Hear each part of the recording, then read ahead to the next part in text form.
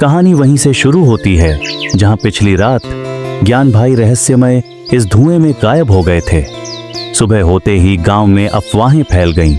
राजा को भूत खा गया, राय स्टार लौट आया है, पीहू की आत्मा तांडव कर रही है। जिस घर में पीहू की हत्या हुई थी अब वहां रात में डरावनी घटनाएं होती थीं। कभी कोई जोर जोर से हंसता, कभी किसी लड़की की चीख सुनाई देती। खिड़कियों पर राय स्टार का कटा हुआ सिर टंगा दिखता और हवा में पीहू नाचती हुई दिखती। जो उस घर के पास जाता अगली सुबह उसकी कटी हुई लाश पेड़ से झूलती मिलती। गांव अब भूतों का मैदान बन चुका था। राजा ज्ञान का बड़ा बेटा टाइटन, जो अपने पिता के उलट शांत और न्यायप्रिय था, गांव वालों को इकट्ठा करता है। वह कहता है पुष्पाराज की आत्मा नहीं मरी, बल्कि राय स्टार की आत्मा लौट आई है। उसने पीहू के साथ हुए जुल्म का बदला लेना शुरू कर दिया है। अब जो भी लड़कियों को गलत निगाह से देखेगा वो नहीं बचेगा। लोग डर के मारे थर थर कांपने लगे। लेकिन उसी रात टाइटन की अजीब और भयानक मौत हो जाती है। उसकी लाश पर खून से लिखा था, अब भी एक बाकी है। एक रात गांव की गलियों में शोर उठता है। पीहू की आत्मा हवा में तैरती हुई डांस करती है।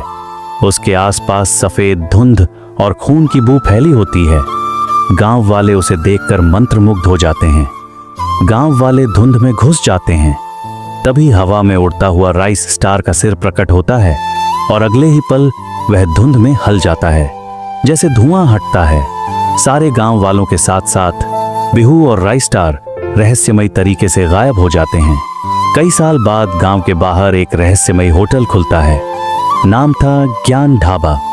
दिन में आम होटल, लेकिन रात को यह बन जाता था मौत का दरवाजा। यहां शरीफों को मुफ्त खाना मिलता, लेकिन जो भी पीहू को गलत नजर से देखता उसका खाना खून में लिपटा होता और सुबह वो गायब होता।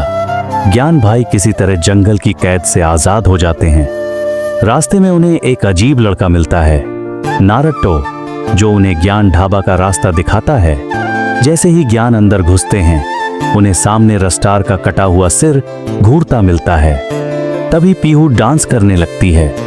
ज्ञान उसकी सुंदरता देखकर बहक जाता है और पास जाकर गंदी हरकत करने की कोशिश करता है। लेकिन तभी रस्टार का सिर हवा में तैरता हुआ आता है और एक ही झटके में ज्ञान की गर्दन धड़ से अलग कर देता है।